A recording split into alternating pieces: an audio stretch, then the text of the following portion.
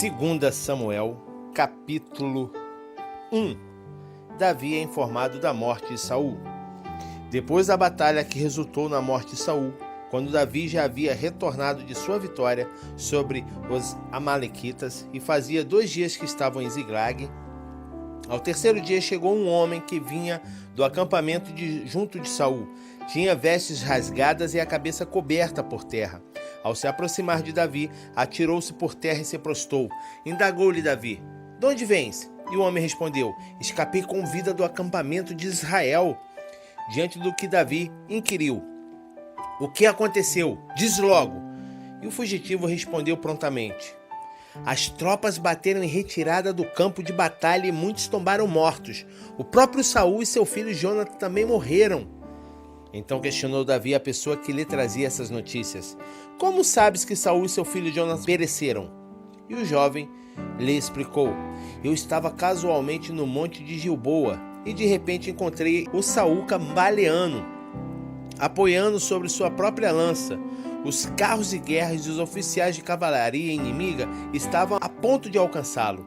Assim que ele se virou e me viu, chamou-me em alta voz e eu prontamente respondi: 'Eis-me aqui, Senhor.'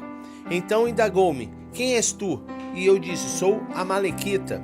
Em seguida ordenou-me: 'Aproxima-te e mata-me, porque estou sobre as cãibras e a angústia da morte, contudo ainda estou vivo.' Por esse motivo me dirigi até ele e o matei, porquanto havia constatado que ele não sobreviveria ao ferimento. Depois tomei seu diadema, a coroa que trazia sobre a sua cabeça e seu bracelete real, e os trouxe a ti, meu senhor." Então Davi, naquele mesmo instante, rasgou as suas vestes, e os homens que estavam com ele fizeram o mesmo, e lamentaram grandemente, pranteando e jejuando até o fim da tarde, por Saul e por seu filho Jonatas, pelo exército do Senhor e pelo povo de Israel, porque muitos haviam tombado ao fio da espada do inimigo. Depois Davi perguntou mais ao jovem que lhe trouxeram aquelas notícias: "De onde és tu?" Ele respondeu: "Eu sou filho de um estrangeiro residente de uma amalequita."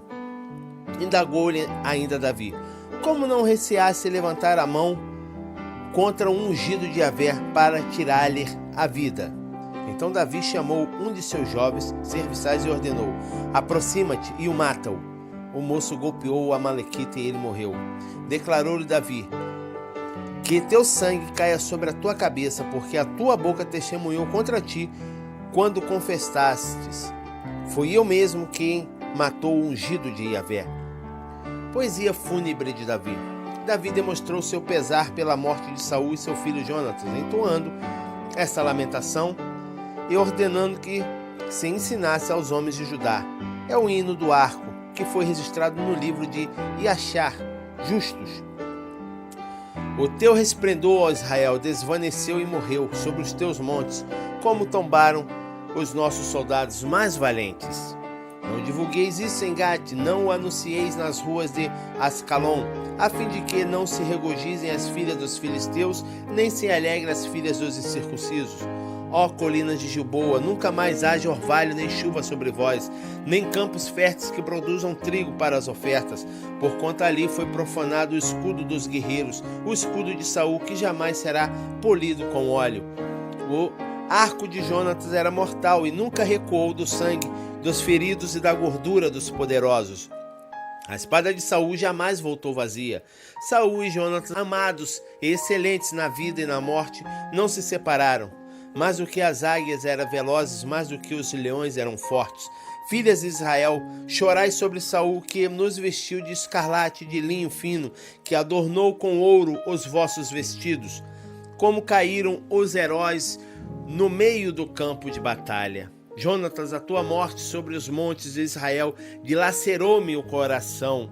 Como todo o meu ser lamenta por ti, meu irmão amado. Como te querias bem. Tua amizade era para mim mais preciosa do que o amor das mulheres. Caíram, pois, os notáveis guerreiros, e todas as suas armas de luta não têm mais importância." 2 Samuel, capítulo 2. Davi é aclamado rei de Judá. Passados esses acontecimentos, Davi consultou a Deus, o Senhor, e perguntou: "Deverei subir a governar alguma das cidades de Judá?" E Yahvé lhe respondeu: sobe. Então Davi indagou: a qual subirei? E a resposta foi: a Hebrom. E assim Davi subiu para Hebrom com suas duas esposas, Ainoã de Jazreel e Abigail, viúva de Nabal, o carmelita.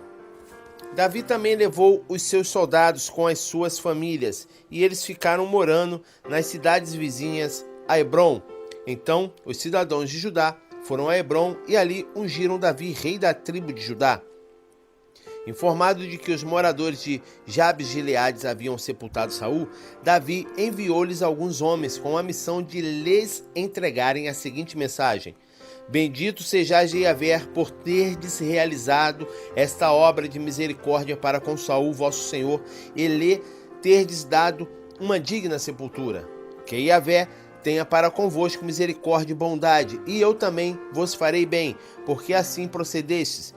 E agora enchei-vos de coragem e sede valorosos, porque Saul, vosso rei, está morto. Quanto a mim, a casa de Judá já me consagrou seu rei. Isbosete torna-se rei de Israel. Enquanto isso, Avner ben Ner, que é Abner, filho de Ner, comandante do exército de Saul, levou Isboset ben Saul, que é Isbosete, filho de Saul, a Moranaim, que é Manaim, onde proclamou rei de Gileade sobre todos os azuritas em Jezreel, Efraim, Benjamim e por toda a terra de Israel. Isbosete, filho de Saul, tinha 40 anos quando começou a reinar sobre Israel e reinou 2 anos. A tribo de Judá, porém, seguia Davi. Davi reinou em Hebrom sobre a tribo de Judá durante 7 anos e 6 meses. Davi vence Isbosete. Abner, filho de Ner, e o exército de Isbosete, filho de Saul, partiram de Manaim e marcharam para Gibeon. Joabe, filho de Zeruia, e os soldados de Davi foram ao encontro deles no açude de Gibeon. Um grupo tomou posição num lado da represa, a outra tropa no lado oposto. Então Abner propôs a Joabe: deixa que venham alguns jovens e lute diante de nós. Joabe prontamente respondeu: que lutem. Vieram eles e foram contados 12 guerreiros de Benjamim por Isbosete, filho de Saul, e 12 da guarda de Davi. E aconteceu que cada soldado conseguiu agarrar seu adversário pela cabeça e fincou-lhe o punhal no lado, e juntos caíram mortos. Por esse motivo, aquele lugar situado em Givon, que é Gibeon, ficou conhecido como Elcat Hatsurim, que é Campo dos Punhais Hostis. Houve naquele dia uma terrível e sangrenta batalha, e Abner e todos os homens de Israel foram derrotados pelos soldados de Davi. Estavam lá os 3 filhos de Zeruta, Joabe, Abissai e Asael. Ora, Asael era rápido na corrida, como as gazelas selvagens. Ele se lançou em perseguição de Abner, sem se desviar das suas pegadas, nem para a direita nem para a esquerda. Abner olhou para trás e indagou: és tu, Asael? E ele replicou: sou eu. Então Abner recomendou-lhe: vai para a direita ou para a esquerda, captura um dos meus soldados e aposta-te dos seus despojos. Mas Asael não quis abandonar seu objetivo de persegui-lo. Abner voltou a advertir Asael, exclamando: deixa-me seguir-me, porquanto não quero ferir-te de morte. Como poderia eu encarar teu irmão Joabe nos olhos de novo? Como Asael se recusava a afastar-se de Abner, lhe desferiu um golpe com uma lança, que perfurou o estômago e a ponta saiu pelas costas. Asael caiu e morreu imediatamente ali mesmo. E todos os que iam chegando ao lugar onde Asael caíra e morrera, ali se detinham.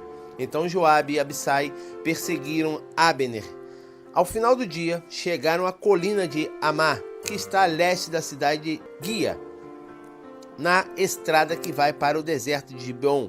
Os soldados da tribo de Benjamim, seguindo Abner, se reuniram novamente, formando um só grupo, e ocuparam o alto de um morro. Então ouviu-se Abner gritando para Joabe: continuarás com a tua espada a derramar sangue para sempre? Não sabe que isso só levará a mais amargura? Até quando te demorarás em ordenar as tuas tropas que desistam de perseguir teus próprios irmãos? Diante do que Joabe exclamou em resposta: juro por Yahvé, o nome de Deus, que se não tivesse erguida a tua voz, o meu exército perseguiria cada um dos teus irmãos até amanhã de manhã. Em seguida, Joabe mandou soar a trombeta, e todo o exército suspendeu o combate. Cessou a perseguição a Israel e terminou completamente a guerra. Abner e os seus homens caminharam durante toda a noite pela Arabá, o vale do Jordão. Atravessaram o rio Jordão e, depois de marcharem toda a manhã do dia seguinte, chegaram à cidade de Maanaim. Assim que Joabe cessou sua perseguição, reuniu toda a sua milícia e verificou que estavam faltando 19 guerreiros, além de Azael. Porém, a guarda de Davi havia matado 360 soldados de Abner, todos eles pertencentes à tribo de Benjamim.